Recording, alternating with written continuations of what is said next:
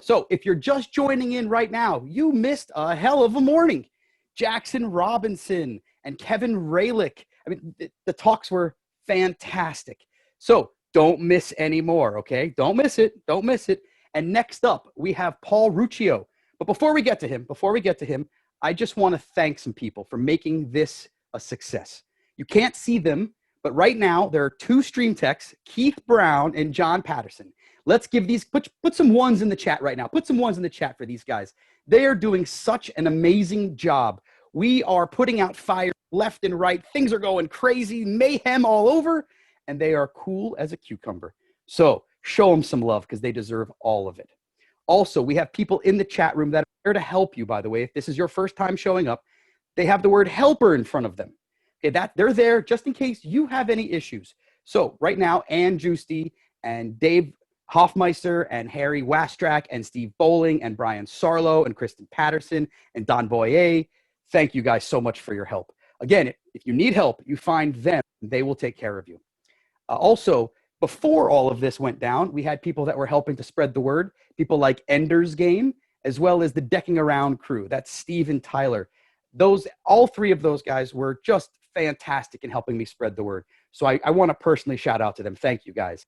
And finally, all these really cool graphics and bells and whistles and whatnot, that's Chris May. He's the director of Lost Art Magic.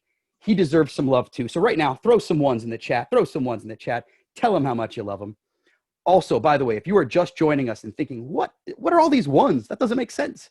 What those are virtual applause. You can see me and you can hear me, but I cannot see and hear you. So the only way that I know that you guys are alive and having a great time is by showing me in the chat. So throw some ones, throw some ones. There we go. There we go. That's what I like to see. Okay. Are you ready? Let me bring up my intro.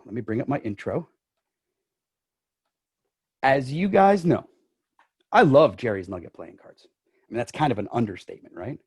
Yes, they're a vintage casino deck, but really, they're an advertising deck. It makes you want to gamble in North Las Vegas, right?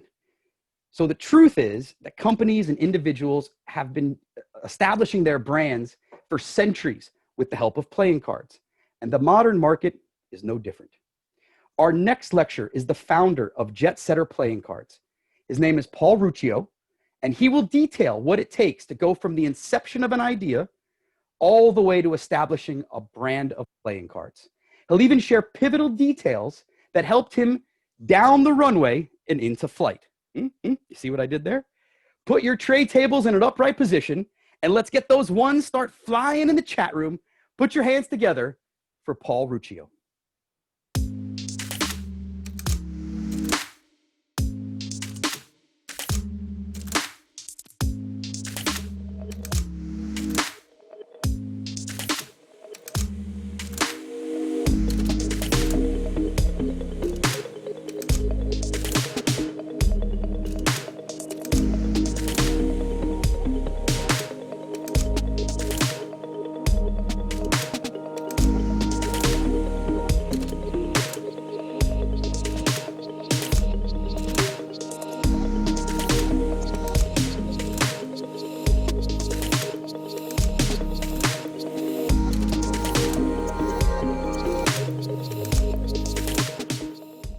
Hello everybody, my name is Paul Ruccio, founder and owner of Jetsetter Playing Cards.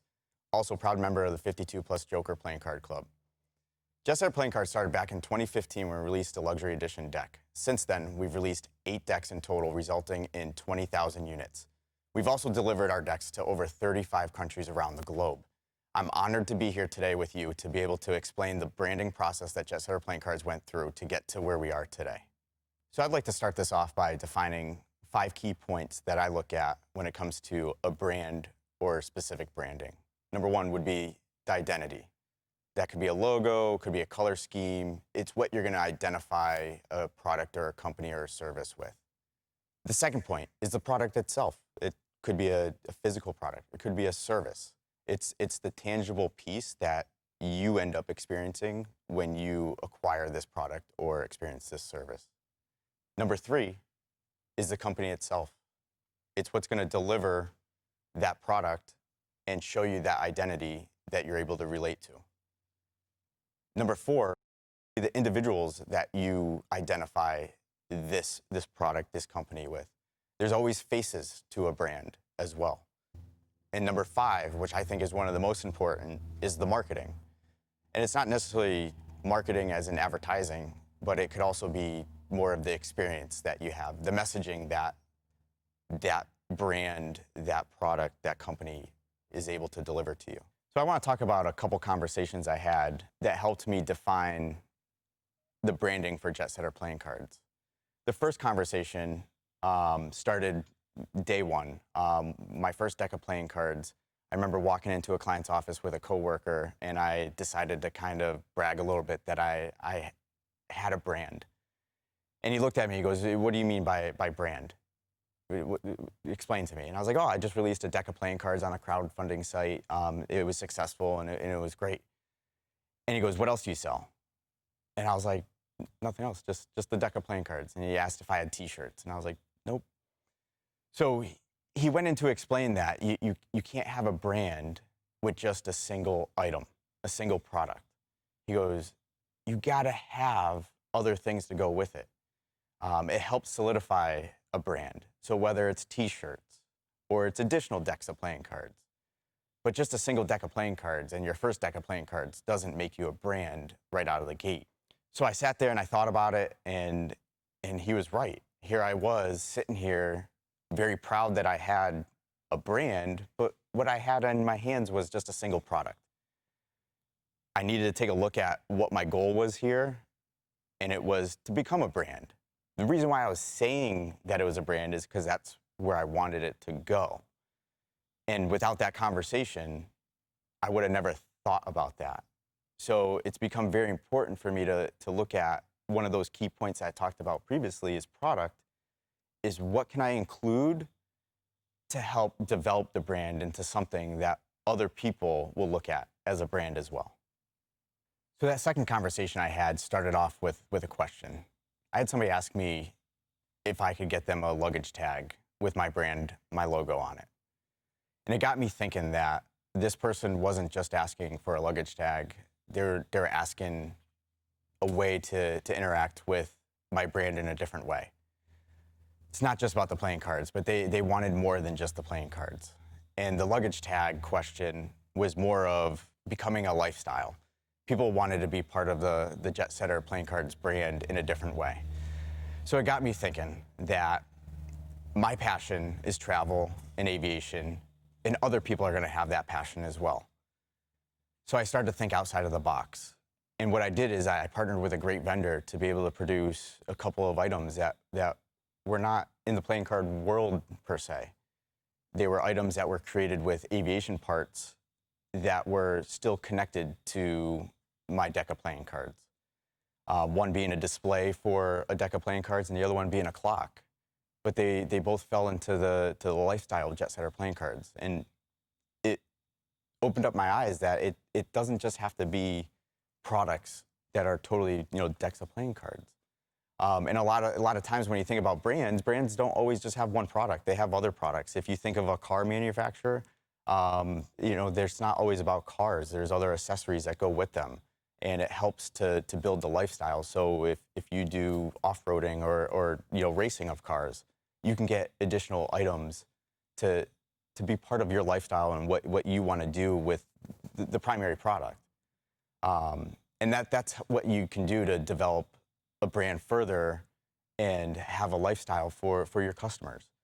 And it's an important piece because you can crank out all the decks of playing cards that you want, but it doesn't necessarily always mean that you're a brand. It's a deck of cards. You gotta develop a lifestyle with your customers.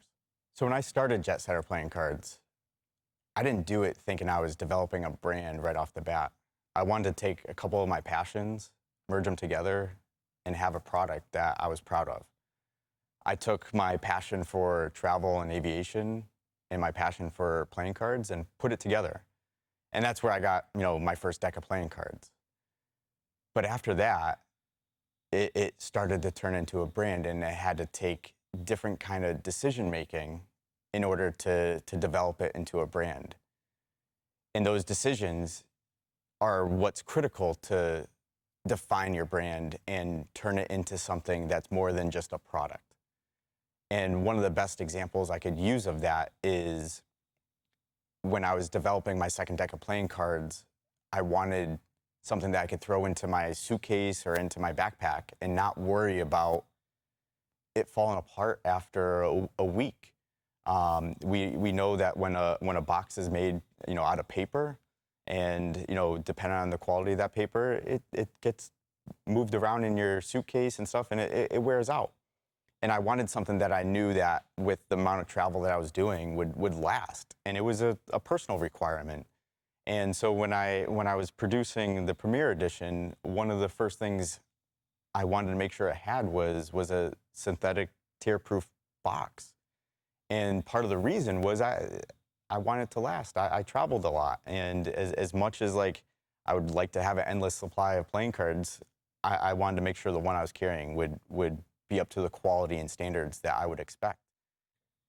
I'd like to take this opportunity to thank Lee Asher and the rest of the board of the 52 Plus Joker Playing Card Club for this opportunity to be able to stand here and be able to talk about branding and Jetsetter Playing Cards. It's been an amazing opportunity, and the fact that this is a virtual event done in such little time and put together so well, thank you for that. I'd also like to thank all of our past, current, and future customers. Without you, I wouldn't be able to be talking about this right now. So thank you for that. In addition, I'd like to thank Atwater Studios for their amazing production support for me to be able to do this on such short time, along with Kier Gomes, who was able to do some card work that we could add to this video. Thank you to both of them. And also on behalf of Jetsetter Playing Cards and myself, Paul Ruccio, thank you for watching. There is going to be a Q&A after this, and I'm really looking forward to being able to provide some more detail to any questions that you may have.